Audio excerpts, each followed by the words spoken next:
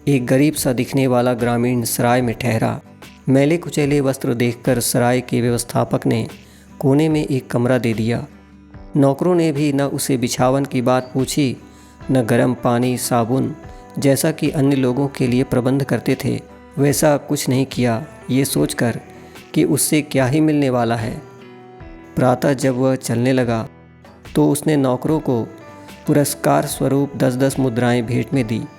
ये देखकर बेचारे अवाक रह गए। उतना तो अमीर आगंतुक भी सेवा शुश्रूषा करने पर नहीं करते। ये आदमी तो सबको मात कर गया, बिना सेवा के वो इतना दे गया। उस रात वे सो नहीं सके। बार बार यही ख्याल आता, बड़ी भूल हो गई। यदि उस आदमी की सेवा अमीर आगंतुकों की तरह की गई होती तो पता नहीं वह क्या और कुछ देता। महीने भर बाद फिर वही गरीब उस सराय में ठहरा।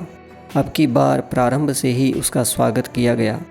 नहाने धोने, खाने पीने, सोने की समुचित व्यवस्था की गई।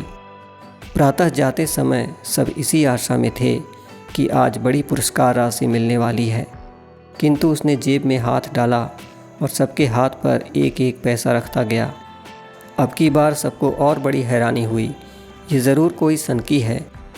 लोगों ने पूछा, जब आपकी उपेक्षा की गई तो आपने बड़ी रकम पुरस्कार में दी, अब सेवा करने पर 1 पैसा?